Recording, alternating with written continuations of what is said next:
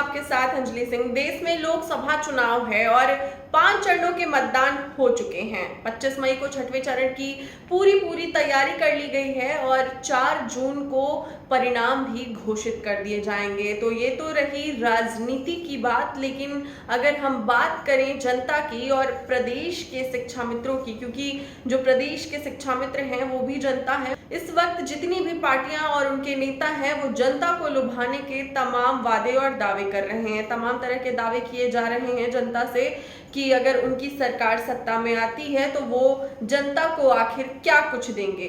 फिलहाल बात कर ले अगर प्रदेश के शिक्षा मित्रों की, तो उनका इस चुनावी माहौल में क्या कुछ रुख है, क्या कुछ कहना है, वो भी हम आपको बताएंगे। जिन शिक्षा मित्रों और अनुदेशकों की ड्यूटी जनपदों पर वॉलंटियर्स के रूप में लगी है, उनको अभी तक कोई भी पैसा नहीं दिया गया है। कई जनपदों में ऐसी समस्याएं निकलकर सामने आ रही हैं।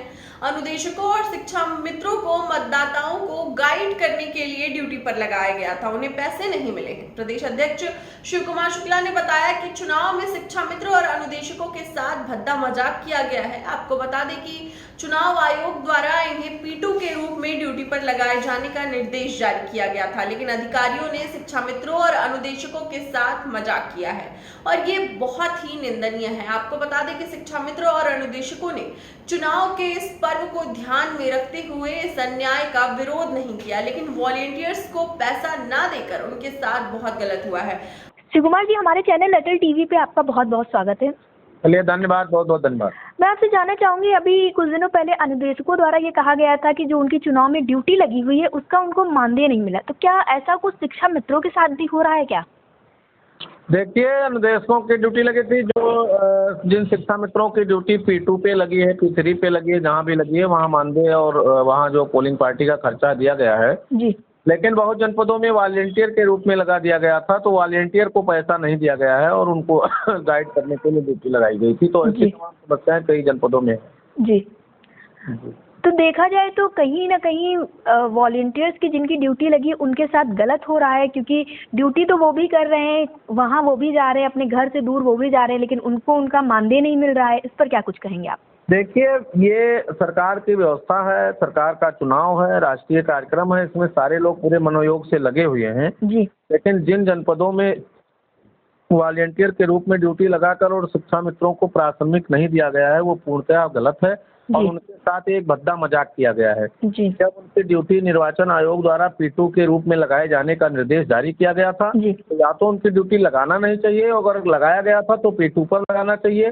तो ये तो अधिकारियों द्वारा मजाक किया गया है और बहुत ही निंदनीय है, लेकिन क्योंकि राष्ट्रीय कार्यक्रम था तो इसका हम लोगों ने किसी भी प्रकार का विरोध न करते हुए और सरकार का या चुनाव आयोग के निर्देशों का पालन करते हुए सहयोग करने का काम किया है, लेकिन हम लोगों के साथ अन्याय हुआ। जी।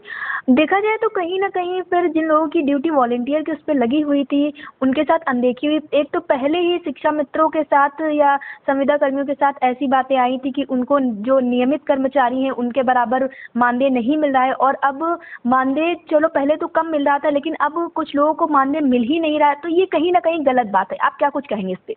समय के साथ सब परिवर्तित हो जाता है और समय आया तो शिक्षा मित्रों को वेतनमान मिला और सरकार से हम निरंतर संघर्ष करते रहे कुछ समस्याओं के समाधान के लिए जो आप लोगों के संज्ञान में है। चुनाव के बाद उन्होंने कहा है वो होगा और समय परिवर्तित होगा तो निश्चित रूप से सबका समाधान हो जाएगा, इस पर बहुत कुछ टिप्पणी नहीं करना। जी।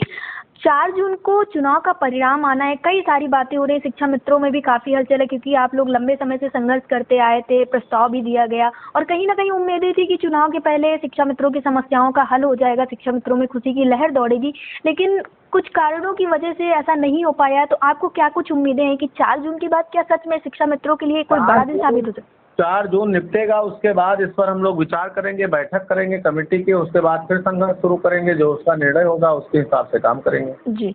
हमारे चैनल के माध्यम से आप शिक्षा मित्र साथियों को क्या कुछ संदेश देना चाहेंगे, क्योंकि देखा जाए तो कहीं ना कहीं शिक्षा मित्र काफी ज्यादा परेशान है और आपके चैनल के माध्यम से मैं निरंतर कहता रहता हूँ, बड़े ही धैर्य और साहस के साथ शिक्षा मित्र काम कर रहा है। बस उतनी मजबूरी उसकी है कि आर्थिक तंगी के कारण बहुत परेशान, हताश और निराश रहता है। सभी लोग संयम धैर्य के साथ काम करें, समय नजदीक है, बहुत शीघ्र ही परिवर्तन होगा और समय जब परिवर्तित होता है तो निश्चित रूप से सबको खुशहाली होती है, पुराने कट भूल जाते हैं। इसलिए धैर्य के साथ काम करिए, जो भी आदेश निर्देश है उसका पालन हम लोग निष्ठा करते हैं। जी, अटल टीवी से जुड़ने के लिए धन्यवाद। आपको भी धन्यवाद। आपको बता दें कि प्रदेश के शिक्षा मित्र वैसे ही लगातार परेशान रहे हैं, चूंकि उन्हें 10,000 रुपए मानदेय मिलता है।